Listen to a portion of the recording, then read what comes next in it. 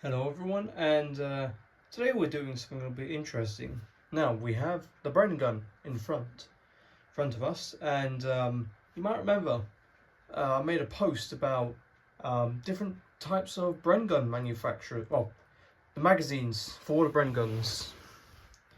And so what we're about to do is we're gonna put them through my gun. We're gonna put them in, and then we're gonna cock and dry fire them. Normally, and then we're going to do it in slow motion, because the different manufacturers you can get from these magazines can have different wobbles. What I mean is typically some Bren gun magazines, they are either rock solid or they have a little bit of play to them. This is not the way they've been deactivated.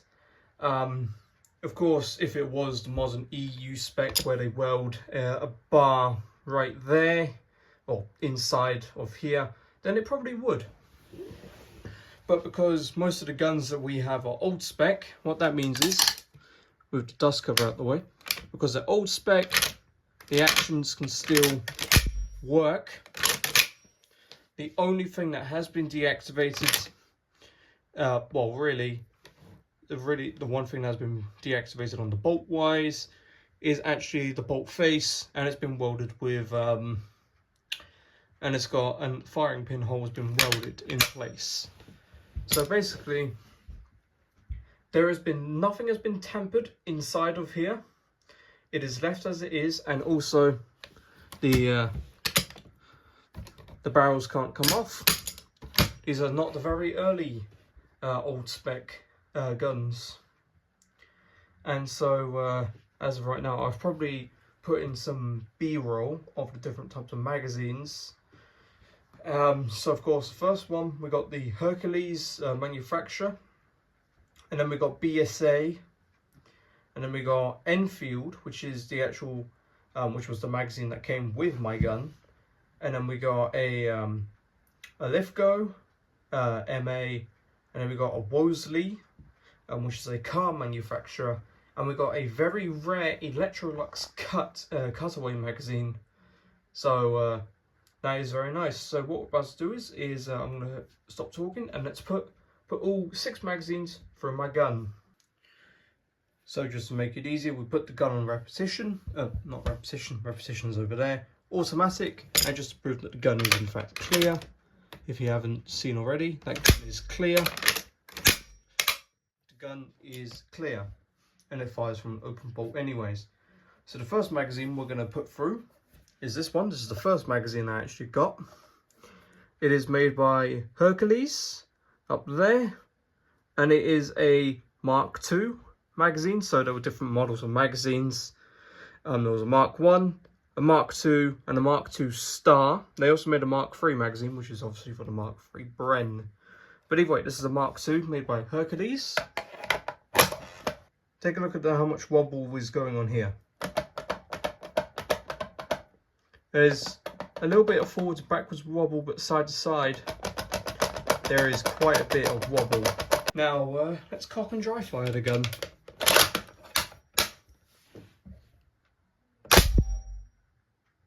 You might be able to hear that. I'll do it again.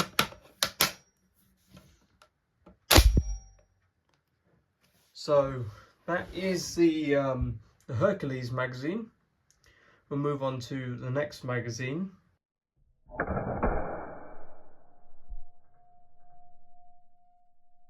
So the next magazine we are putting through my gun, we are working with, is a BSA, so M47 is BSA, and I believe the designation for this one is, if I can find it, it is a Mark II.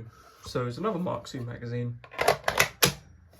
Locks in perfectly fine. So again, that's got a lot of forwards and backwards wobble. There's a lot of side to side. Right, again, cock and dry fire.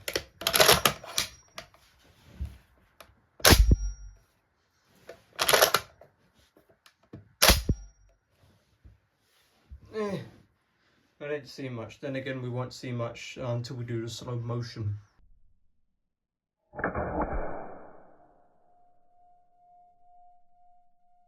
Next up, the Enfield produced magazine Mark III. Locks in, not as much side to side. Again, about 1 to 2 mil of forwards and backwards. So cock and dry fire. We're just going to do one from now on. Okay, that wasn't too bad. So here's the Enfield. About 1 to 2 mil wobble, forwards and backwards. A little bit of side to side.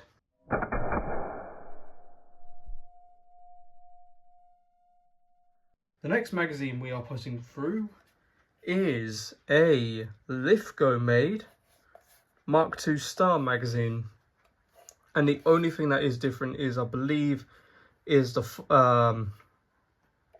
this part. It's not the follower. The base plate. No, that is the follower. Yeah, it is the follower. It's you can tell the difference between Mark IIs and regular Mark IIs. Is that apparently one of these is stamped, but either way. Already, that was a very good click. And Lithgow, there is like no forwards or backwards movement, a little bit of side to side. Now, I might as well point this out, is that Lithgow made magazines have a really tight tolerance. So if I do this, you can see on that back feed lip, that's where it's actually binding with the magazine release catch. So that's the Lithgow Mark II Star magazine. Next up is the Wolseley made magazine. It's a Mark II Star. Let's go and fit it in. Here is the Wolseley made magazine. That's got a lot of forwards and backwards movement. That has got a lot of side to side movement. And finally, the Electrolux magazine. It is a Mark II body, but it's a Mark I Star floor plate, so that's rather interesting. So, not that much forwards to backwards movement, a little bit of side to side, cock. Okay, it's pretty good. The Electrolux cutaway magazine. A little bit of forwards to backwards movement, not that much side to side movements. So it seems like the Australian made magazines have really good tolerances as they don't wiggle about as much.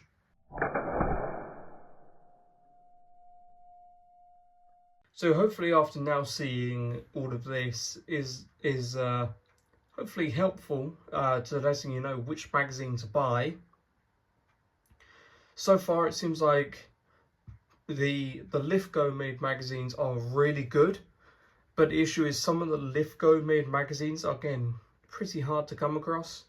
And I also know that they come from Australia, but you could also probably find them on a couple of Militaria dealers' websites as well. So if you did enjoy this video, then please like, subscribe, and turn on notifications and leave a comment. And until then, thanks for watching.